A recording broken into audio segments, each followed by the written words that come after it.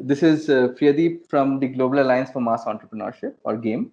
GAME, as many of you listening know, that is a platform for mission-aligned partners to learn, innovate, and collaboratively build a mass entrepreneurship ecosystem across India.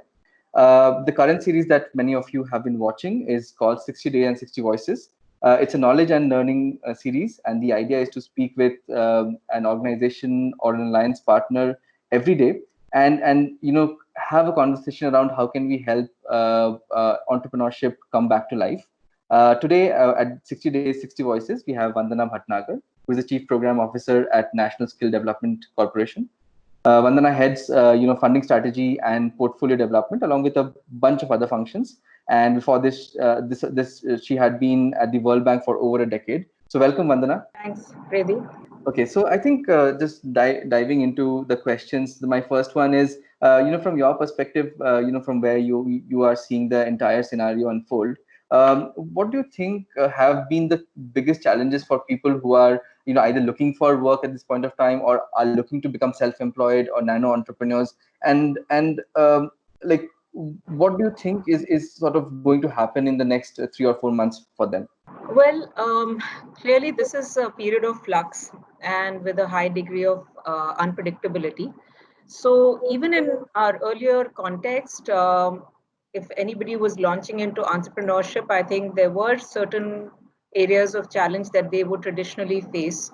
One was obviously in terms of the uncertainty or the risk associated with the business proposition, the link with finance or credit, being able to access that, being able to identify credible market opportunities and link up with them.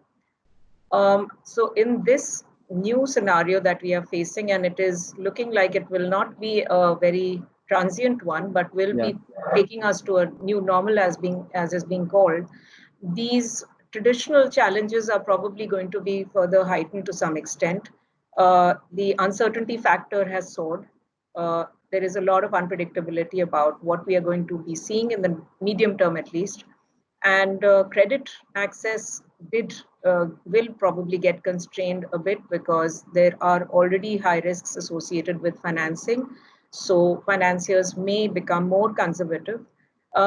Demand has dropped in a lot of sectors. So we are probably seeing a situation where many sectors which would have been high opportunities for entrepreneurship or nano entrepreneurs in services, etc., which would probably now be seeing a slump for a while.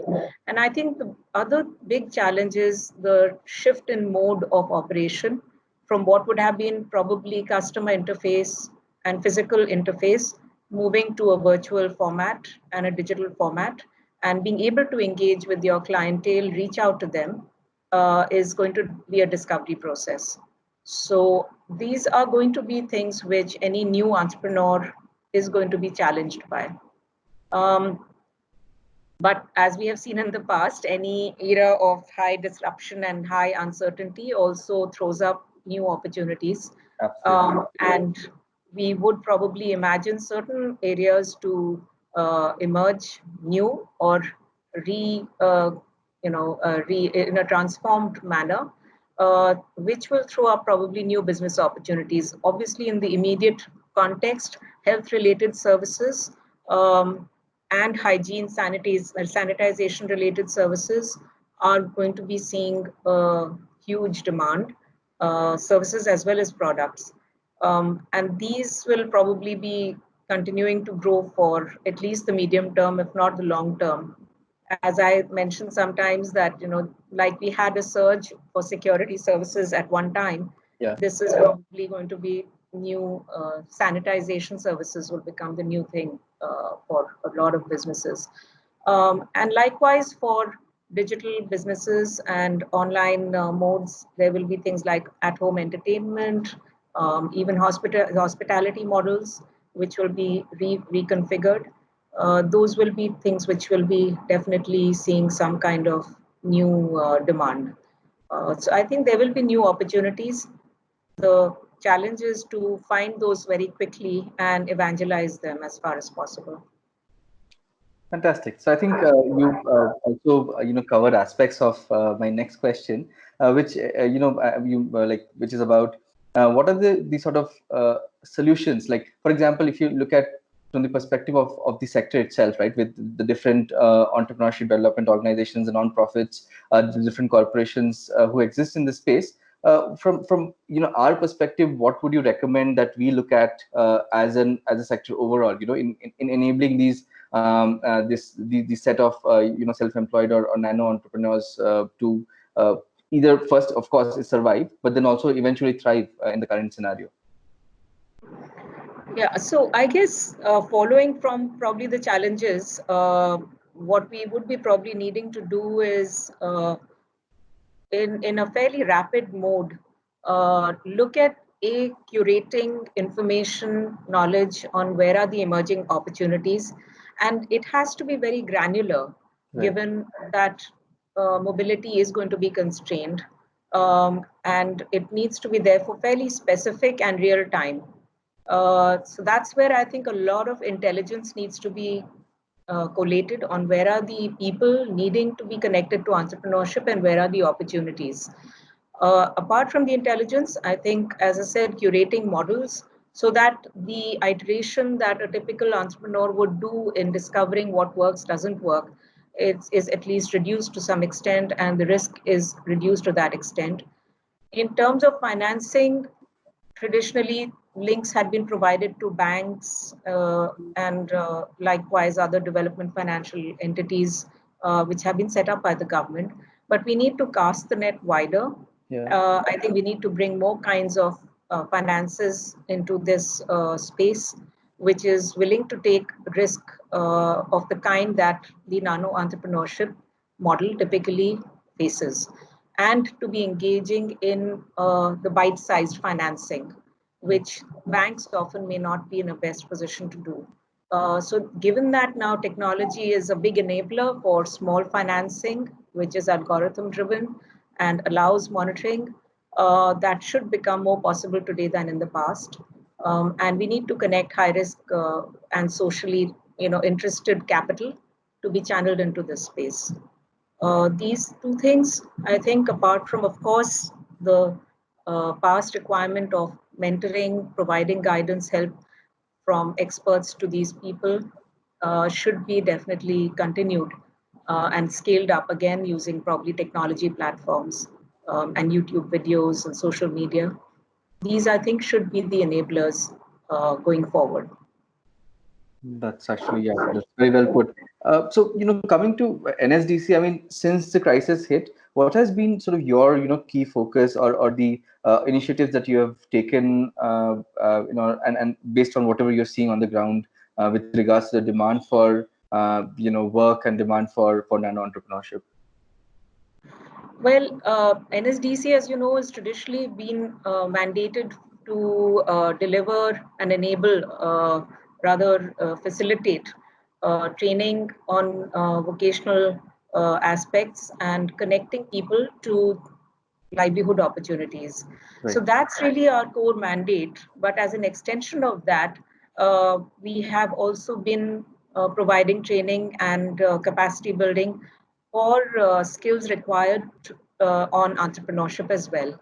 So we have been in the past providing that kind of engagement on training for entrepreneurship through various business models, which are market-led as well as under the government model. And other than that, we have also facilitated in the past and are continuing to do so links to credit opportunities, whether it's with banks or the Mudra loan model or the cities that the government had set up. These are being connected in a more efficient manner by our partners for the training that they do and the candidates who are interested in entrepreneurship. But going forward, these are going to be further scaled up to the extent that our ecosystem is in a position to address this requirement. There's a extent to which we engage and after which there are other actors have to step in. But we want to bring our trainees in contact with the other enabling partners to the best extent possible. In a broader sense, our immediate effort had been to transition our training and all our interface aspects into a digital mode. So that's been our immediate focus. We have a platform called eSkill India, which is connected to various e-learning and virtual learning opportunities provided by other organizations. We have 15 knowledge partners, ranging from the best names in the business. Right. And we've seen a six-fold increase in registrations in the last 2 months. We have about 1.5 lakh registrations currently. So that is on learning, but even on things like assessments, counseling, we are creating linkages. And likewise, the effort will be on even entrepreneurship related interventions, whether it's on capacity building or mentorship models. It is a platform that could provide that enablement. We are also looking at multi-skilling options because going forward, there is a view that situations where three or more people had to work in close proximity with each other, say in a hotel lobby or in a workshop floor, would probably get merged into one person doing multiple functions. So we are looking at that aspect as well. And as an extension, even for entrepreneurship, I think we have to see what would have been a person, say, trained as an electrician or as a plumber. How does he transition into a couple of other services and provide a suite of entrepreneurship offerings to his Absolutely. customers? So I think this multi-skilling is something which would be relevant also from the entrepreneurship story point of view. And we are also making a significant effort to provide and or rather capture granular information on jobs and livelihood possibilities through various manpower agencies who are already in the business, have a lot of data, but we are trying to pull that together to be able to generate MIS, which can inform our partners better. And as you are aware, a lot of jobs are today more in the nature of gig kind of employment. So they are, in a sense, also self-employed people or quasi entrepreneurs in an individual capacity. So I think these things will be ramped up as we go forward. We are also in touch with the government to see if a program which is focused on facilitating entrepreneurship can be designed in a manner that brings our PMKK model together with financing, mentorship, and capacity building. So that is something that is in discussion. And going forward, we are also exploring the option of creating a fund which brings philanthropic funds of different kinds together to provide financing support and capacity building for entrepreneurship. So those two are proposed areas which we are working on currently. Oh, that's really substantial, quite a lot. But I think kudos for taking so many initiatives together, and I think this is really going to be useful for a variety of people, who are skilled or have been used to work in different ways, and now will need to look at opportunities from a very different lens. Lastly, my last question to you is, what like for an upcoming nano entrepreneur, right? I mean, what would your advice be for them? Well, I think this is the time when you have to take the plunge. This is the time when you have to leverage the opportunities that are being thrown up by the uncertainty out there, but equally new opportunities. I think one has to take that step forward. At the same time, I think one critical ingredient will be being familiar with technology and digital platforms and interventions. A lot of models, whether it's in the rural or in the urban areas, are going to be leveraging that. So I think one has to look at now taking the idea of entrepreneurship forward in a manner that has never happened before. Yeah. It's something which we have been pushed to, but it was much needed. So the good news I want to just give a quick data point is I think one of the surveys that was done recently was showing that amongst the youth there is in terms of the preferred areas of employment. Uh, Entrepreneurship is not very high. It's about probably 17% of the youth who responded saying that was their first choice. Right. But the highest share of people who responded yes to that were in the age of 15 to 20 years. So it's probably the emerging Fabulous. youth who are showing probably a far greater, entrepreneurship mindset.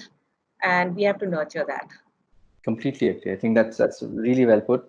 Thank you so much, Vandana, for you doing this conversation with us, and we look forward to working together and with other organizations and in order to enable the youth to become entrepreneurial first and then entrepreneurs, of course. So thank you so much for your time. Thanks, Pradeep.